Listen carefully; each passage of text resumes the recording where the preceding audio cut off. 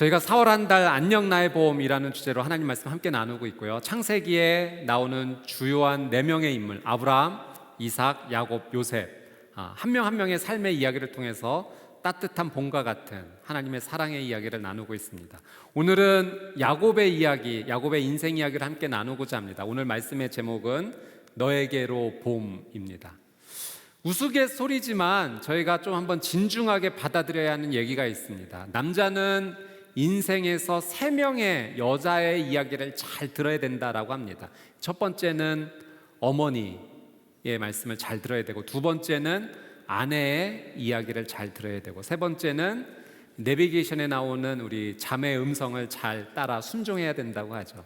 운전을 할 때 이 내비게이션 안내에 따라서 운전을 잘 하게 되면 원하는 목적지에 안전하게 도착하게 됩니다. 그러나 그 안내를 거부하면 경로를 이탈하게 되고, 그리고 한참을 돌아서 시간에 늦게 도착할 수밖에 없는 것이죠. 운전을 하실 때 이 내비게이션의 안내를 따르는 것 참 중요합니다. 그런데 제가 생각해 보니까 이 안내를 따르는 것 이전에 더 중요한 것이 한 가지가 더 있습니다. 그것이 무엇이냐면 내비게이션에 원하는 목적지를 정확하게 입력해야 합니다. 원하는 목적지를 실수로 다른 곳을 입력하면 아무리 안내를 잘 따라간다 한들 내가 원하는 곳에 도착할 수 없게 되죠. 원하는 목적지를 정확하게 입력하는 것이 무엇보다도 중요합니다. 생각해보니 우리의 인생도 그러합니다. 내 인생의 목적지가 분명하게 잘 입력이 되어 있으면 내가 살아가는 삶의 여정이 아름답게 진행이 될 수가 있습니다. 자동차 이야기를 한 가지만 더 이렇게 나눠보자면요, 제가 겨울, 초겨울에 눈이 살짝 내렸을 때 이 언덕길에서, 그렇게 심각한 언덕길도 아니었는데 차가 올라가지 못하고 미끄러지고 빙글 도는 모습을 보게 되었습니다. 차는 좋아 보이는데 왜 언덕을 못 올라갈까 나중에 알고 보니까요, 그 이유를 알게 되었어요. 이 차는 두 가지 종류가 있더군요. 전륜과 후륜. 자동차의 구동 방식에 따라서 이 차가 나뉘는데, 이 후륜 자동차가 고속 주행에서 굉장히 안정적이고 코너링도 좋고 승차감도 굉장히 좋은데 유일한 단점 한 가지가 있다고 합니다. 그 언덕길에 미끄러운 눈이 왔을 때 그 언덕을 못 넘어가는 거예요. 제가 이런 모습을 보면서 인생에 대해서 한 번 더 생각해 볼 때 인생도 비슷한 점이 있다라는 것을 느끼게 됩니다. 여러분, 우리의 인생길에서 때로는 좋은 날씨에 고속도로를 타는 듯한 정말로 잘 나가는 인생의 순간을 맞이하기도 합니다. 그러나 늘 인생이 그렇게 펼쳐지지만은 않죠. 궂은 날씨에 오르막길을 올라갈 수밖에 없는 그런 상황도 우리의 삶 가운데 이어지게 됩니다. 오르막길에서 올라가지 못하고 미끄러지고 그냥 뱅그로로 돌고 마는 인생의 위기를 만나기도 한다라고 하는 사실이죠. 오늘 저희가 함께 나눌 야곱의 이야기가 바로 그러한 것 같습니다. 야곱의 삶의 가운데 수많은 어려움들이 있었지만 오늘 본문에 나오는 야곱의 이야기가 저는 야곱이 인생의 가운데 최대의 위기라고 생각이 듭니다. 야곱이 자신의 인생 가운데서 가장 해결해야 됐던 최고의 문제가 있다면 그것이 무엇이었을까? 그것은 형 에서와 화해해야 되는 일이었습니다. 야곱이 하루는 아버지 이삭을 속이고 형 대신에 형이 받아야 될 그 장자의 축복을 속여서 자신이 받게 되죠. 그리고 밤새 형 에서를 피해서 도망가게 됩니다. 그렇게 20년을 외삼촌 라반의 집에서 머무는데요, 고생도 했지만 그러나 은혜도 있게 되었습니다. 20년을 일하면서 부자가 되었고 또 결혼도 하고 또 12명의 자녀, 아들과 1명의 딸을 얻게도 되었습니다. 이제 이 야곱이 자신의 인생의 가장 큰 어려움이었던 형과의 관계 문제를 해결하기 위해서 이제 형을 찾아가게 되죠. 이 형과의 문제가 야곱에게 있어서는 가장 어려운 문제였습니다. 결론적으로 보자면 야곱이 형 에서와 결국은 화해를 하게 됩니다. 우리 창세기 33장 4절 말씀, 창세기 33장 4절 말씀 한번 같이 읽어보도록 하겠습니다. 시작. 에서가 달려와 야곱을 맞았습니다. 그는 야곱을 부둥켜 안으며 두 팔로 야곱의 목을 끌어안고 입 맞추었습니다. 그들은 함께 울었습니다. 원래 에서는 야곱을 죽이려고 했습니다. 정말 원수같이 여겼던 동생이었어요. 그런데 하나님의 놀라운 은혜로 극적인 화해를 이 형 에서와 야곱이 하게 된 것입니다. 야곱이 용서를 구했고 에서는 그 용서를 받아 주었습니다. 그래서 서로 부둥켜 안고 이 극적인 화해를 이루게 되었던 거죠.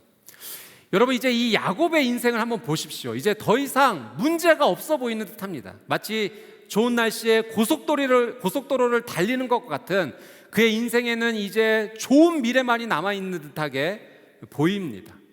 근데 그런 야곱의 인생 가운데 뜻하지 않는 문제와 어려움이 발생하게 됩니다.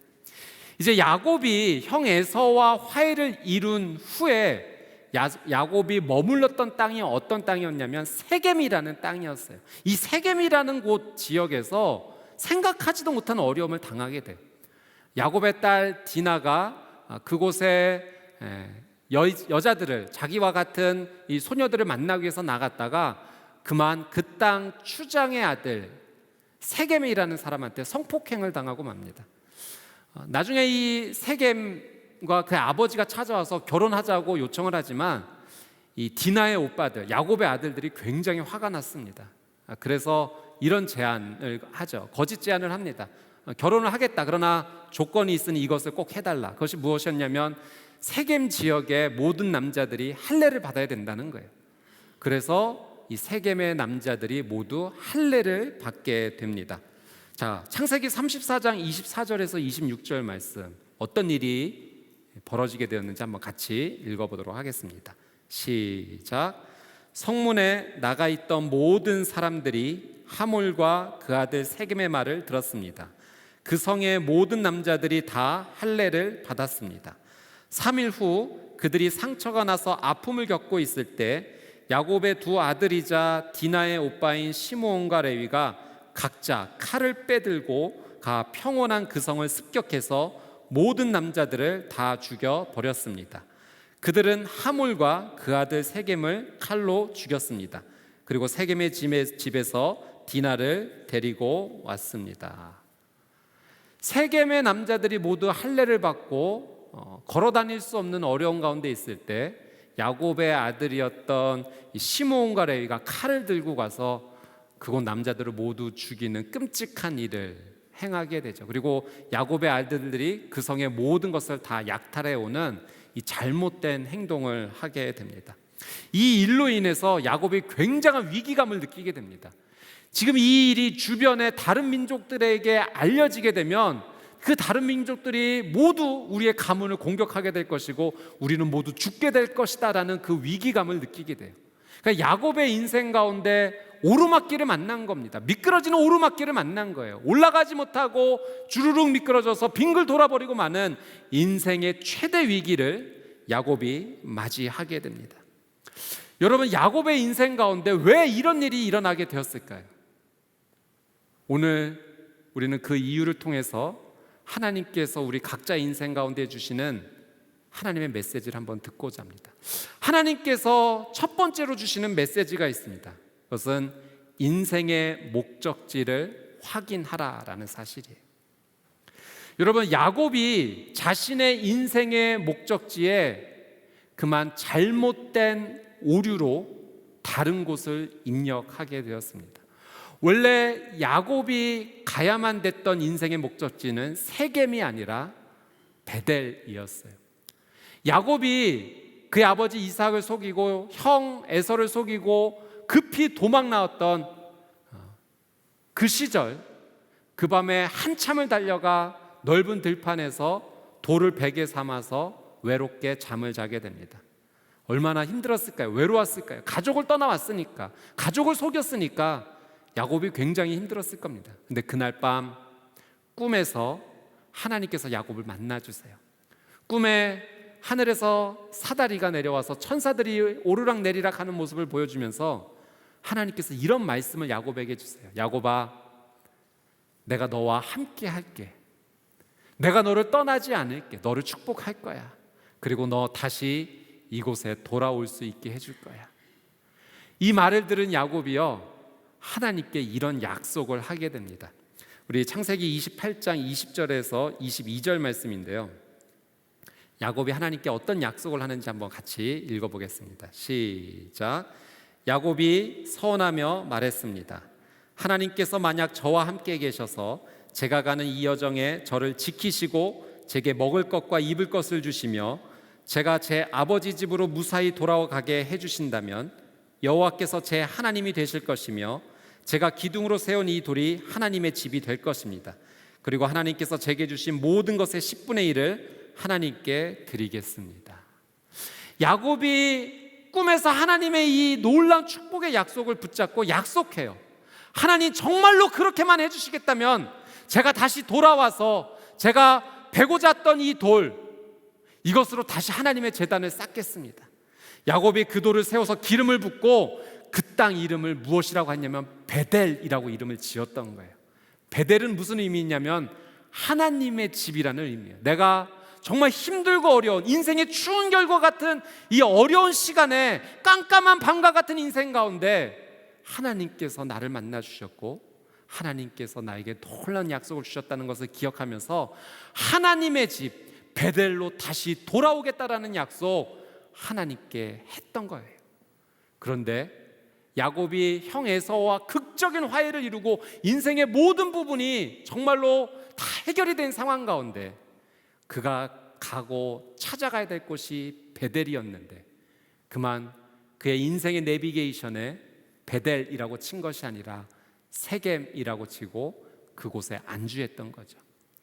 아마 야곱은 그곳에 10년 이상 머문 것으로 추정이 됩니다.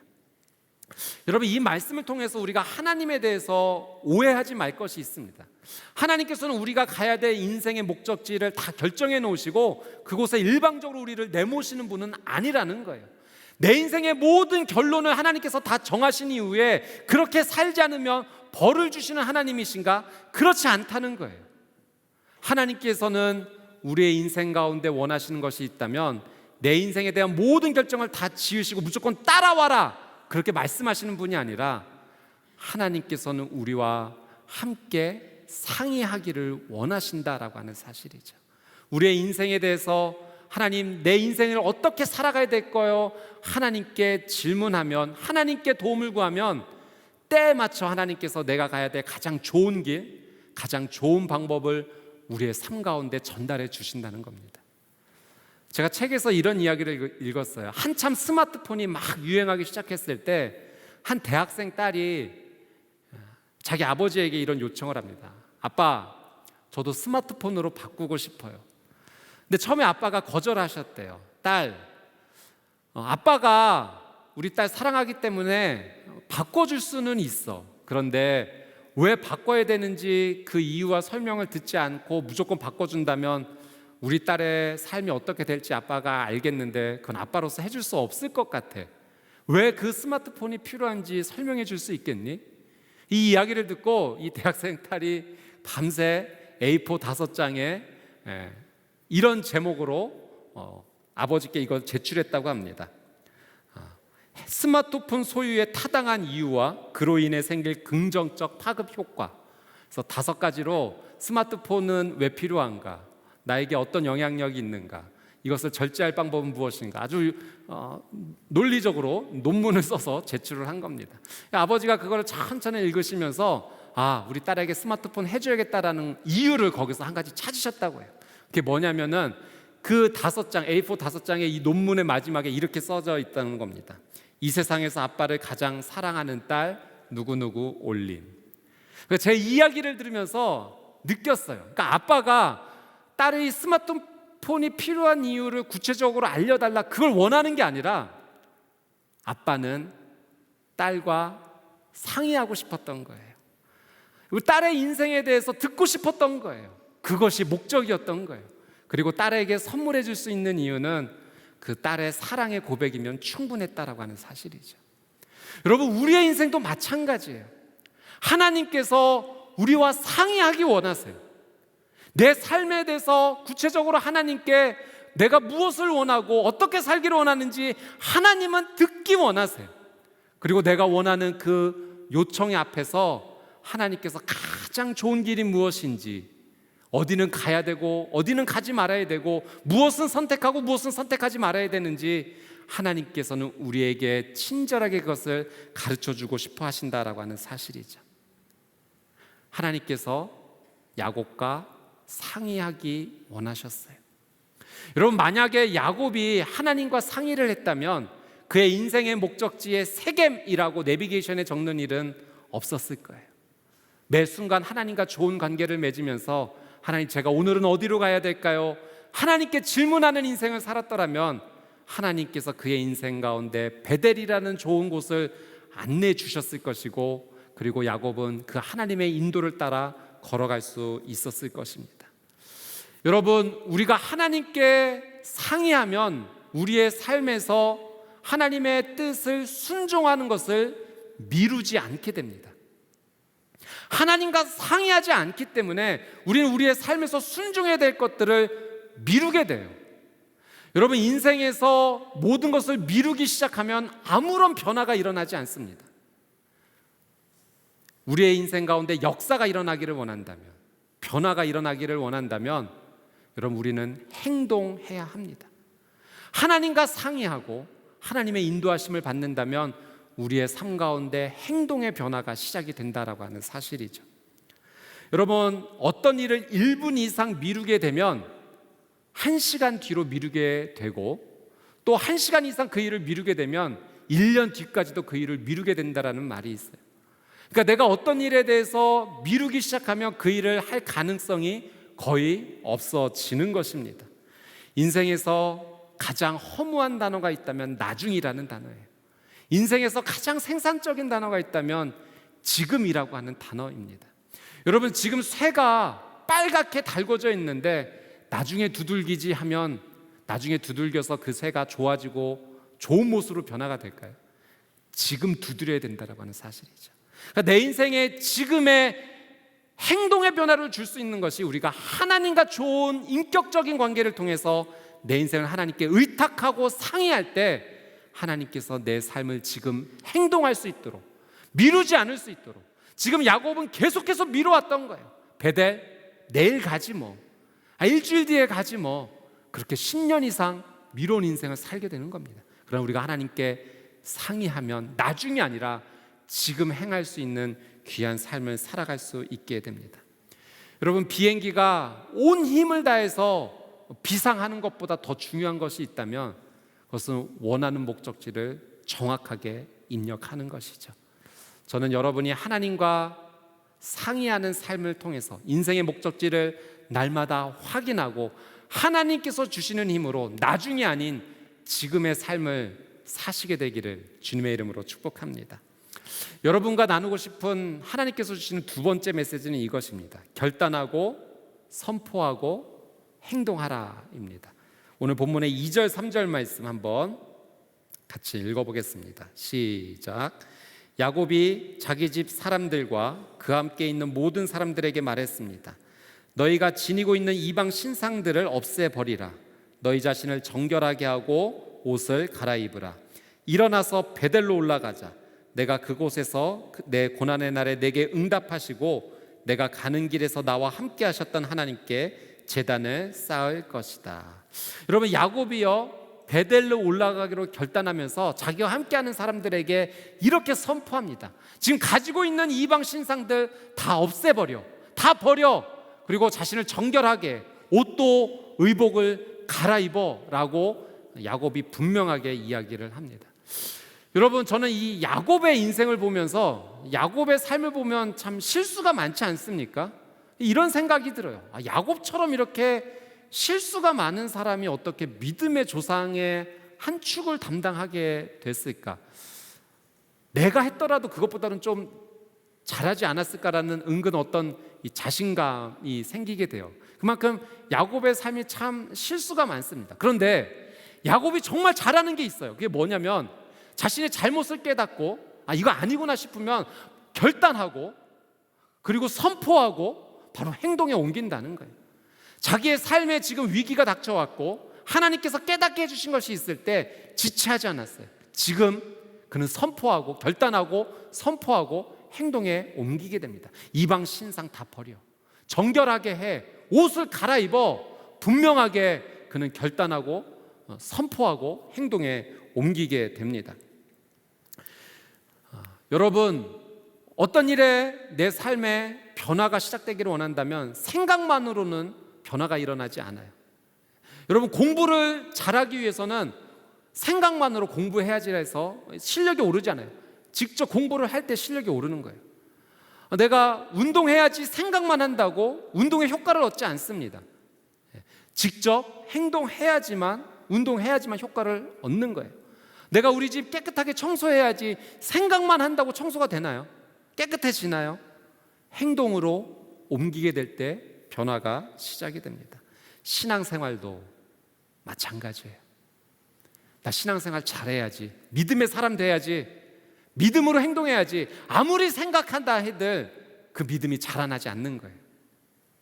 정말 믿음이 자라나기를 원한다면, 정말 신앙생활 잘하기를 원한다면, 하나님과 인격적인 관계 속에서 깊은 사랑의 관계를 누리기 원한다면, 여러분, 오늘 야곱이 보여준 모습처럼 결단하고 선포하고 행동으로 옮겨야 됩니다. 야곱은 그거 정말 잘했어요. 그는 잘못했을 때 올바른 길로 돌아갈 수 있는 그 신앙의 결단이 그에게 있었습니다. 여러분, 야곱이 우상, 이방 신상을 다 버려라 얘기했던 것처럼 오늘 우리가 버려야 될 것들이 있어요. 버려야 될 우상들이 있습니다. 여러분, 한번 생각해 보세요. 하나님과의 관계를 자꾸만 멀어지게 만드는 그것이 무엇인가? 하나님께 순종하는 것을 머뭇거리게 만드는 그것이 무엇인가? 그리고 하나님을 찾지 않게 만드는 그것이 무엇인가? 여러분, 그게 우상이에요. 그것이 하나님과 나와의 관계에 장애물로 찾아오는 거죠. 그러면 여러분, 과감하게 결단하고 선포하고 여러분 행동에 옮겨야 됩니다. 그냥 생각만으로 이제 잘해봐야지 이렇게 해서는 내 삶의 변화가 찾아오지 않아요. 저는 오늘 여러분의 삶 가운데 야곱이 보여줬던 이 믿음의 행동이 여러분의 삶 가운데도 그대로 실천이 되기를 주님의 이름으로 축복합니다. 그러면 우리의 삶에 놀라운 하나님의 은혜가 시작되는 거예요. 마지막으로 하나님께서 이 말씀을 통해서 우리에게 주시고자 하는 세 번째 메시지가 있습니다.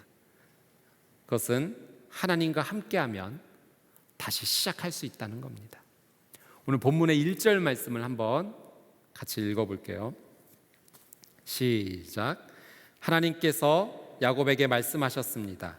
일어나 베델로 올라가서 거기에 머물러라.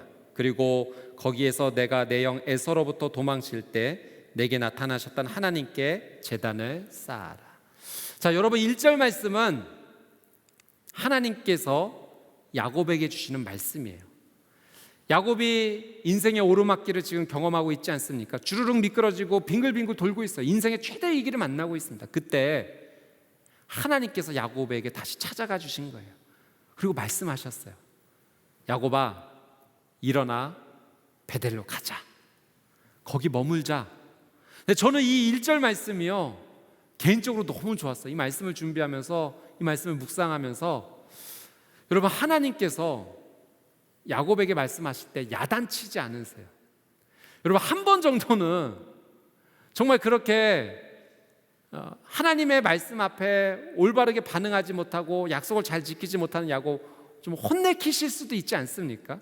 여러분, 우리 자녀들이 잘못하면 부모님들이 혼도 내시잖아요.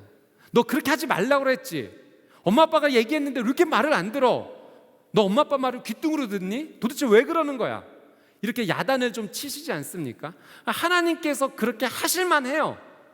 근데 하나님 야단치지 않으세요. 그냥 부드럽게 사랑으로 말씀해 주세요. 야곱아, 이제 일어나 베델로 갈 때다. 가자. 그리고 거기 머물자. 너 몇십 년 전에 인생의 추운 겨를 만났을 때 거기서 나 만났잖아. 아무것도 없었던 혈혈단신 혼자였을 때 내가 너를 만나주었던 바로 그곳. 그곳에서 나 다시 너 만나고 싶어. 인생의 추운 겨울 같았던 인생 가운데 내가 너를 만나서 따뜻한 봄이 시작되지 않았니? 이제 이 인생의 위기 앞에서 내가 너와 함께 해줄게. 나와 함께하면 다시 시작할 수 있어. 하나님께서 말씀해 주신 거예요. 여러분, 야곱의 인생을 하나님께서 사랑해 주셨다면 내 인생도 하나님 똑같이 사랑해 주세요. 우리에게도 야단치지 않으세요. 여러분, 혹시 여러분의 인생 가운데 인생의 비탈길에서 주르륵 지금 미끄러져 내리고 있고 또 빙그로 돌고 있다면 여러분, 지금이 베델로 올라가야 될 때입니다. 하나님께서 오늘 말씀을 통해서 여러분에게 말씀해 주시는 거예요. 여러분의 이름을 부르며 이제 일어나자, 베델로 가자. 그곳에서 나와 함께하면 다시 시작할 수 있어. 여러분, 베델은 어떤 특정한 지역을 말하는 것이 아니라 하나님을 만나는 바로 그 장소를 이야기하는 겁니다. 하나님이 다시 돌아오라는 거예요. 다시 돌아오면 다시 시작할 수 있다라고 우리에게 말씀해 주고 계십니다. 여러분, 인생의 추운 겨울 앞에서 혼자 벌벌 떨고 있지 말고 봄 되시는 하나님 앞에 돌아갈 시간입니다. 그분에게로 돌아가면, 하나님에게로 나가면 우리의 인생이 따뜻한 봄이 다시 시작될 수 있어요. 피어날 것 같지 않았던 인생의 새싹이 돋기 시작할 것이고, 그리고 다시 줄기가 솟고 꽃이 피고 열매 맺을 날이 곧 다시 올 겁니다. 회복할 거예요. 여러분, 야곱과 같이 우리의 인생 가운데 목적지를 잘못 기재해서 엉뚱한 곳에 가 있을 수도 있고, 또 여러분 무책임하게 지금의 우리의 인생을 미루면서 살아가고 있는 상황 가운데 있을 수도 있습니다.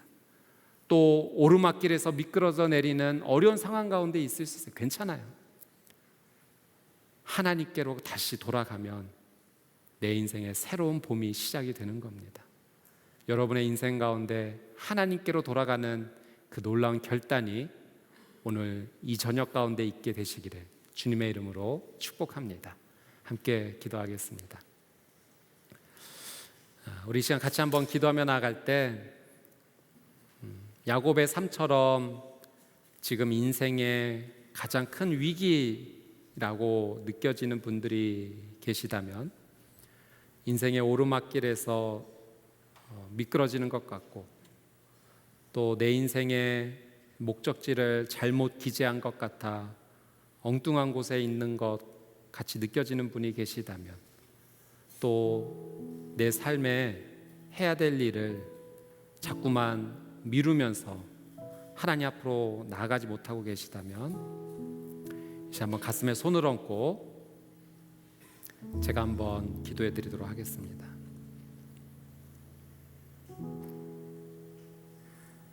사랑하는 주님, 오늘은 야곱의 인생을 통하여서, 야곱의 삶의 이야기를 통하여서 내 삶을 보게 됩니다. 어쩜 이리 닮았는지요, 어쩜 이렇게 비슷한지요. 야곱의 삶의 이야기가 내 인생의 이야기 같습니다. 좋은 날씨 속에서 고속도로를 달리는 것 같이 잘 나가는 인생이었는데 어느덧 나도 모르게 인생의 오르막길에서 미끄러져 내리는 어려움을 겪고 있습니다. 이 인생의 위기 앞에서 오늘 하나님의 음성을 듣습니다. 베델로 다시 돌아와라. 사랑하는 주님, 일어설 힘조차 없지만 이 시간 나에게 손 내밀어 주시는 하나님의 손을 붙잡고 용기 내어 하나님 말씀에 순종하고자 합니다. 앞으로 내 인생을 하나님께 상의하겠습니다. 주님께 묻고 주님께서 말씀해 주시는 대로 한 걸음 한 걸음 주와 함께 동행하겠습니다. 추운 겨울 같았던 내 인생이 이제 멈추어지게 하여 주시옵시고 봄 되시는 하나님의 사랑 앞에서 내 삶도 따뜻한 봄의 은혜를 누리게 하여 주시옵소서. 하나님, 건강이 회복되기 원합니다. 우리의 가정이 회복되기 원합니다. 무너졌던 관계가 다시 회복되기 원합니다. 인생의 크나큰 어려움 앞에서 이 문제가 해결되기 원합니다. 주님, 내 모든 짐을 주님께 맡깁니다. 주님, 저를 인도하여 주시옵소서. 감사드리며 예수 그리스도의 이름으로 간절히 기도드리옵나이다. 아멘.